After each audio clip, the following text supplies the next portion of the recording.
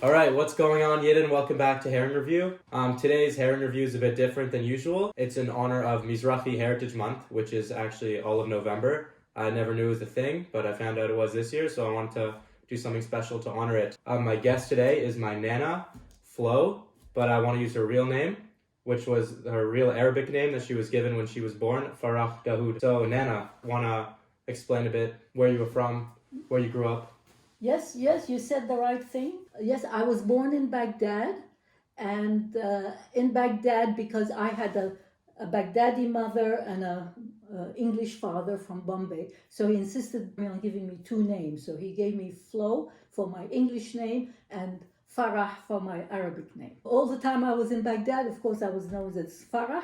But once I left Baghdad and went to England, I became Flo. And I'm still Flo. How has, you've been a Mizrahi Jew your entire life, you're from the Middle East. Absolutely. How has that, affected who you are, impacted who you are as a person? Well, all I can tell you is my memories. Of course, I'm the youngest of five, so I was always the baby, very spoiled by everybody. And our main language was Arabic. Now, I just want to explain to you something about Arabic. In Baghdad, we had different dialects for the three different religions. There was the Muslim, the Christians and the Jews. Now, as a sign of respect, when a Jew spoke to a Muslim, he spoke in the Muslim dialect. And the same when a Christian spoke to a Muslim, we spoke in the Muslim dialect. And of course, if a Jew spoke to a Christian, we went in the Christian dialect. Now, the biggest advantage of that is, by the age of 5, don't ask me how, every Jewish kid knew the difference between the three dialects and knew how to speak to whoever it is straight away.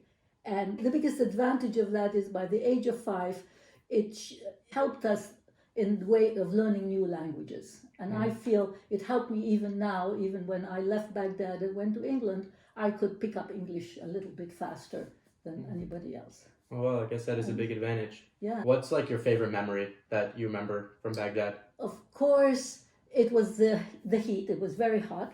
And our house, I think, Jeremy, it would be a chutzpah even to tell you my house was my house. My house was an open courtyard where all the rooms were surrounding the courtyard and the roof on top. And in the summer months, because it was so hot, now remember, this was many years ago in the 40s, early 40s, there was no air conditioning. So we had to sleep upstairs at night. So my fondest memories is during the summer months, we used to take all the beds and take them up on the roof and sleep all night and come down in the morning. And in the evenings, early part of the evening, 6 o'clock, after supper, we all used to go up to the roof and we used to play with our neighbors. We learned how to fly kites and throw balls from one house to another. And it was our means of making friends with the neighbors. That, I think, was a fun memory. And also the food, of course, naturally. The food always stays with you. What would you say marked the beginning of the end of Jewish life in the Middle East? Oh, no question. It was 1 year, it was 1941. That was the year of the Farhud. I think the Germans tried to get the Arab countries involved in the war. And they had a coup in 1941, specifically in Baghdad. I'm sure they had coups other places. But of course, I remember Baghdad. It was 6 months of horror when they picked on the Jews, they raped, they killed, they murdered, they picked people off the bus. It was a reign of terror. But fortunately, they did not win. They lost, and the Germans left, and life came back back to normal the way it was. But my father, being born in Bombay, he had a British subject, he knew there and then, this is the beginning of the end. One day we have to leave. There is no future for Jews for us in Baghdad anymore. And I remember every year, every time we heralded the new year in, we always used to say, is it going to be this year? Finally, the year was 1948. That's because in 1948, the existence of Israel started to be more of a reality.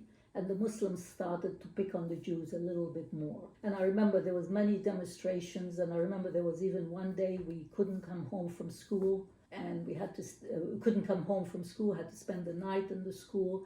It was very, but then my father said finally in March 1948 he decided we have to leave. We left in April, And as you know, the war was the 15th of May. So we left just prior to that. Well, so you actually were very lucky that your father was a British subject. That was, yeah, that was.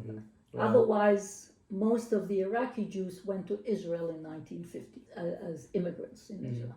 More about Israel specifically. You know, we love Israel over here. What was it like learning about Israel and like learning the Hatikva in the Middle East? Didn't learn very much about Israel, but the only thing I can remember, and I can tell you that impressed me more than anything else, we were sent to a school. It was the French had control of the Jewish schools, the missionaries. Now the school I went to was French, so our first language was French. Then Arabic was introduced at the age of 7, and then 10. Hebrew, we were not allowed to learn Hebrew in the school. The Jewish schools could not teach Hebrew to the kids. So my parents got around that. They hired one teacher to teach all of us. Now, as you know, I was the youngest of 5.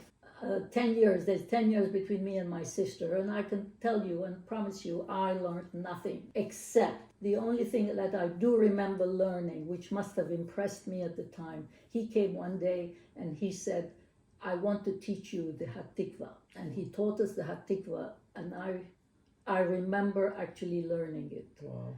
Until this day, when I stand up in any affair, it's one thing when you stand up in an affair and sing the Hatikva. It's another thing when you sing it in a dark, dingy basement in foreign land. And Israel wasn't established then, not knowing if there ever will be an Israel. Wow. So the words Lihyat Am Hafshi Be'artseinu, till this day, when I stand up and I utter those words, I feel it in my heart. Wow. And I feel how I felt when I was a little girl learning it then. Wow. That gave me goosebumps. Yeah. So today, obviously, we're not going to eat herring because it's Mizrahi Heritage Month. So we're going to eat more of Mizrahi food. Nana, do you want to introduce us to our food for today? Now, these are eggs. This is eggs how we used to cook them in Baghdad. My mother used to cook them for every Shabbos. Well, we don't call it Shabbos, we call it Shabbat. Our main meal for the Shabbat was a stuffed chicken with rice and nuts and beautiful. And she used to cook that on one big pot.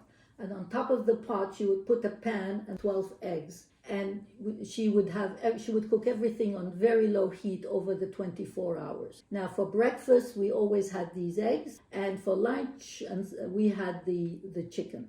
Now, Jeremy, I want you to, let's open these eggs. Cheers. And let's see what they look like. All right.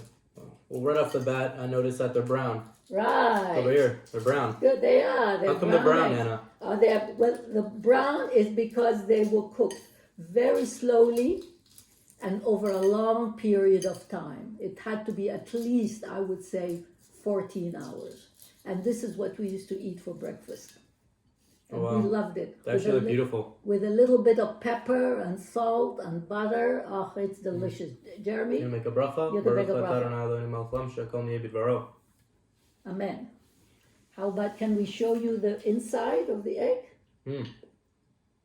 That's really good. Can you see it? Sure. I don't know if you can see that yellow. See, the inside is more yellow and the white is brown.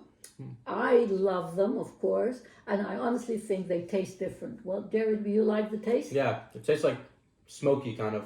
Like, nutty, smoky. It's nice, I don't know. Tastes different. And if you like, I can tell you how I made them, because that's my. I don't know how you're supposed to make them, but this is the way how I made these. What I do is I put them in the crock pot. It's a slow cooker. I put a whole bunch of eggs, a good dozen eggs, fill them up to the top, and I put them on high for a good 24 hours. And it's funny, when I wake up in the morning, when they've been cooking, I can smell them. They even give a different smell when they cook.